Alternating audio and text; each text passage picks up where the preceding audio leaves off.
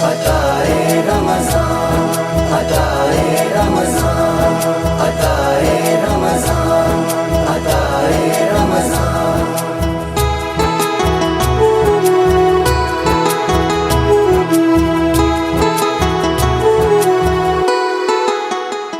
لگا تکیہ گناہوں کا، پڑا دن رات سوتا ہوں، مجھے اس خواب غفلت سے جگا دو یا رسول اللہ۔ السلام علیکم ورحمۃ اللہ وبرکاتہ۔ میں ہوں آپ کا ہوسٹ راؤ ناصر علی جہانگیر، اور آپ دیکھ رہے ہیں روزانہ کی طرح یہ ہماری ایمان افروز نشریات عطائے رمضان۔ ناظرین کرام، اس وقت ہم عشرہ مغفرت کے لمحات سے گزر رہے ہیں ناظرین کرام، اور اللہ سبحانہ و تعالیٰ نے ہمیں دنیا کی زندگی میں ایک مرتبہ پھر عشرہ مغفرت اور رمضان المبارک کی یہ متبرک گھڑیاں عطا کی ہیں، اور یقیناً وہ لوگ بہت زیادہ خوش بخت ہیں، خوش نصیب ہیں جو ان گھڑیوں میں اللہ سبحانہ و تعالیٰ سے اپنی مغفرت کروانے میں کامیاب ہو گئے ہیں، یا جو اس جد و جہد میں مصروف ہیں۔ ناظرین کرام، آج اگر ہم گفتگو کریں کہ گناہ کا تکبر اور نیکی کے تکبر میں فرق کیا ہے، تو میں بھی ایک حکایت پڑھ رہا تھا، اور آپ یقین جانیے یہ حکایت پڑھنے کے بعد مجھے ایسا لگا کہ ہم سب اسی کٹہرے میں کھڑے ہوئے ہیں کہ ایک مرتبہ جو ہے حضرت موسیٰ علیہ السلام کے دور میں اس زمانے کا جو سب سے بڑا ڈاکو تھا ناظرین کرام،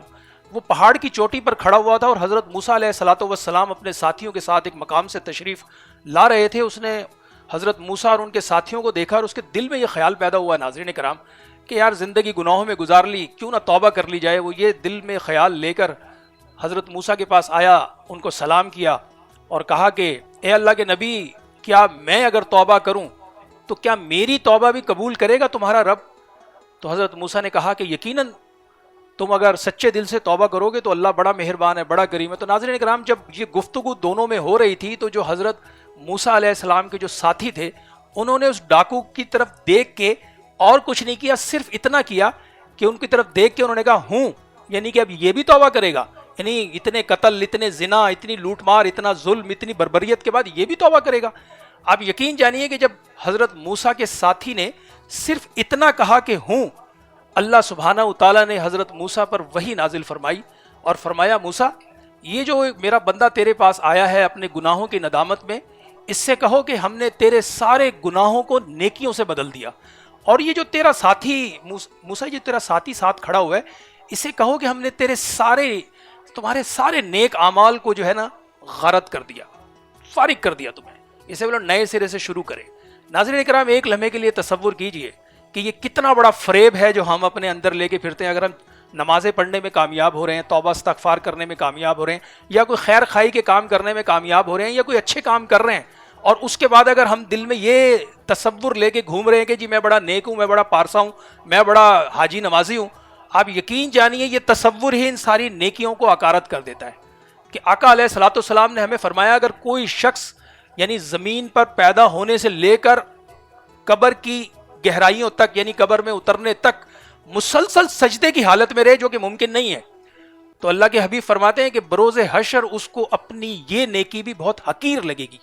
بڑی معمولی سی اس کو یہ نیکی لگے گی۔ تو ذرا تصور کریں ناظرین کرام، آج کی اس دنیا میں جہاں ہم کسی کی مدد کرنے کے لیے کھڑے ہوتے ہیں، ساتھ میں 4 کیمرے کھڑے کر لیتے ہیں، ایک آٹے کا تھیلا دیتے ہوئے اس مجبور آدمی کی تصویر کو شیئر کر کے ہم خود کو بہت بڑا حاتم طائی ثابت کرنے کی کوشش کر رہے ہوتے ہیں۔ یہ ہمارے معاشرے کا وہ چہرہ ہے ناظرین کرام جو ہمیں شرمسار کرنے کے لیے کافی ہے۔ ان رمضان المبارک کی گھڑیوں میں اگر ہم اللہ سبحانہ و تعالیٰ سے سچی توبہ کریں، اور ایسی توبہ کریں جس توبہ میں حقیقی ندامت ہو ناظرین کرام، تو وہ ہمارے لیے آخرت کا سرمایہ بھی ہے، اور اللہ سبحانہ و تعالیٰ کی رحمت کو پانے کا ذریعہ بھی ہے۔ اور ایک چیز ہمیں یہ سمجھ لینی چاہیے کہ توبہ اور استغفار کا معاملہ ناظرین کرام ہر لمحے ہم اپنے ساتھ رکھیں۔ اگر دن میں ہم 10 مرتبہ بھی، 70 مرتبہ بھی دن میں ناظرین کرام ہم سے اگر گناہ ہو جاتا ہے، تو اس کے باوجود ہمیں اللہ سبحانہ و تعالیٰ کی ذات پر یقین رکھتے ہوئے توبہ استغفار بھی کرنی چاہیے، اور اللہ سے امید بھی رکھنی چاہیے، کیونکہ جو امید چھوڑ دیتے ہیں، امید سے محروم ہو جاتے ہیں، ان کے بارے میں بتایا گیا ہے کہ یہ گمراہ ہے ناظرین کرام۔ تو آج کی اس دنیا میں، جس دنیا کے اندر گناہوں کا ایک یوں سمجھ لیجیے فتنوں کا ایک سیلاب ہم اپنے اطراف میں، اپنے گھر میں، اپنے اندر بھی محسوس کرتے ہیں، کیونکہ اس وقت جو فتنے ہیں وہ ہم پر بارش کے قطروں سے بھی زیادہ تیزی سے برس رہے ہیں، اور جو کچھ ہم کر رہے ہیں اس کو ہم خود سے جانتے ہیں۔ اندر بھی اللہ سبحانہ و تعالیٰ نے ایک انسان کے اندر وجود میں ایک یہ سسٹم رکھا ہوا ہے جو اس کو ضرور اس کو کھٹکتا ہے جب کہ وہ غلط کام کر رہا ہوتا ہے۔ تو اس لیے ہمیں اس نیکی کے غرور سے باہر نکلنے کی ضرورت ہے، اور ندامت کی ضرورت ہے، اور توبہ استغفار کی ضرورت ہے، اور اللہ کو پکارنے کی ضرورت ہے۔ ان گھڑیوں میں رمضان المبارک کی یہ وہ گھڑیاں ہیں جس رمضان کے بارے میں آقا علیہ الصلوۃ والسلام نے ہمیں اتنی بشارتیں دی ہیں ناظرین کرام کہ خدا کی قسم انسان میں ایک وجد پیدا ہوتا ہے کہ دیکھیں آقا علیہ الصلوۃ والسلام نے کیسی کیسی ہمیں بشارتیں دی ہیں کہ جو ان گھڑیوں کے اندر اللہ سبحانہ و تعالیٰ کو راضی کر لے۔ اور راضی کیسے ہے دیکھیں آپ ذرا تصور کریں ناظرین کرام کہ اللہ تعالیٰ کے تو فرشتے پکار پکار کر منادی بھی کر رہے ہیں کہ ہے کوئی اللہ سے توبہ کرنے والا، ہے کوئی اللہ سے مغفرت چاہنے والا۔ یہ تو اب ہم ہیں کہ ہم اس کے باوجود بھی نہ جاگ رہے ہیں نہ سمجھ رہے ہیں۔ رمضان کی ان گھڑیوں کے باوجود ہم اگر اپنے معمولات پر نظر دوڑا لیں تو خدا کی قسم شر جو ہے ہمارا جو سر ہے ناظرین کہ وہ شرم سے جھکتا ہے۔ کیوں جھکتا ہے؟ کیونکہ ہم قول و فعل کے اس تضاد میں اس وقت مبتلا۔ من حیث القوم اگر ہم یہ سارا ایک محاسبہ کریں اپنا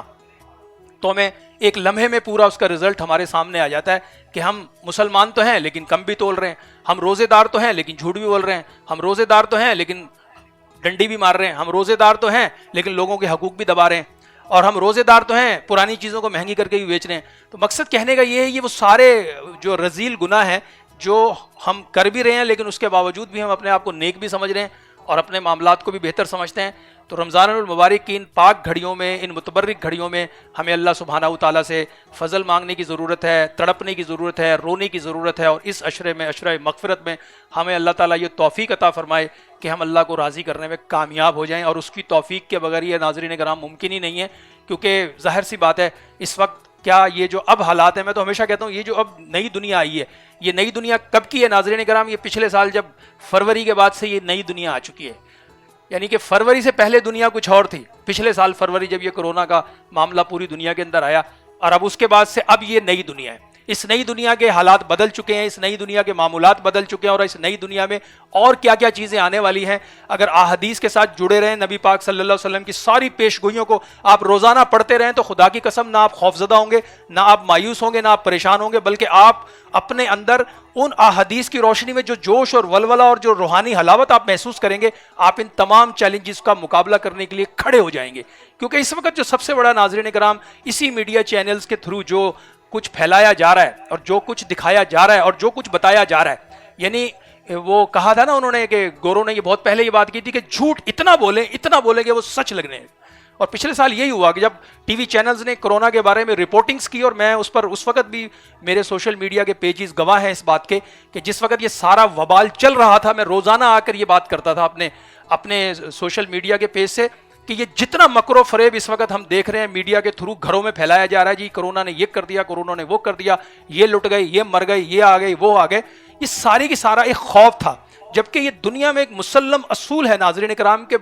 مریض اور ڈاکٹر کا جو رشتہ ہے ناظرین کرام، ڈاکٹر کبھی مریض کو نہیں کہتا کہ تم ابھی مرنے والے ہو یا تم ابھی مر جاؤ گے، یعنی یہ بھی ایک پوری سائنس ہے۔ آپ ذرا ایک لمحے کے لیے تصور کریں، یہ تو باقاعدہ جتنے بھی اہل ظرف لوگ ہیں جو شعور رکھتے ہیں وہ اس بات کو ایک لمحے میں سمجھ جائیں گے کہ یہ اصول ہے کہ اگر آپ کسی کے ذہن میں خوف ڈال دیں، اس کے ذہن کو خوف زدہ کر دیں، تو آپ اس کو 70% ویسے ہی مفلوج کر دیتے ہیں۔ اور ہمارے معاشرے میں یہی ہوا پچھلے سال کی رپورٹنگز، اور اب بھی بہت ساری دروغ گوئی سے کام لیا جا رہا ہے، بہت زیادہ مکر و فریب اور جھوٹ کو پھیلایا جا رہا ہے، جبکہ ہم نے اس وقت بھی یہی کہا تھا کہ رمضان المبارک تو اللہ نے ہمیں بہت بڑا انعام دیا ہی دیا، لیکن یہ جو اس وقت کرونا ہمیں جس بیماری کا اور وائرس کا سامنا ہے، اس کا جو سب سے بہترین علاج ہے وہ وضو ہے ناظرین کرام۔ 5 وقت کا وضو، اور اس کے علاوہ جب وضو ٹوٹ جائے آپ دوبارہ کر لیں، انشاءاللہ عز و جل اللہ مہربان کے فضل سے، اللہ کے کرم سے آپ اس بیماری کے ساتھ لڑنے میں، اس سے نبڑنے میں کامیاب ہو جائیں گے۔ اور جو یہ اس وقت دکھا رہے ہیں، جس طریقے سے اس پہ رپورٹنگ ہو رہی ہے اور جتنی ناقص رپورٹنگ ہے ناظرین کرام، وہ یقینی طور پر اس پورے کے پورے پنڈورا باکس کا پورا نقاب اتارنے کے لیے کافی ہے۔ بہرحال ہم اپنی روزانہ کی ٹرانسمیشن میں گاہے بگاہے ان چیزوں کو اسی لیے بار بار دہرا رہے ہیں کہ ہم اپنے حصے کا کردار ادا کر کے، اپنا فرض پورا کر کے اس سوسائٹی میں جو ہے اپنا ایک اللہ سبحانہ و تعالیٰ سے فضل سمیٹ رہے ہیں۔ اور آج کی ہماری خصوصی بزم ہے، روزانہ آپ دیکھتے ہیں خوشبو حسان اور ہمارے ساتھ مختلف نعت خواں حضرات ہوتے ہیں، اور آج کے پروگرام میں بھی ہمارے ساتھ کوئی خصوصی مہمان ہے۔ انشاءاللہ اس وقت مختصر بریک کے بعد آتے ہیں اور خوشبو حسان میں آپ سے انشاءاللہ ہم کلام ہوتے ہیں۔ دیکھتے رہیے عطائے رمضان ود راؤ ناصر علی جہانگیر۔ عطائے رمضان، عطائے رمضان۔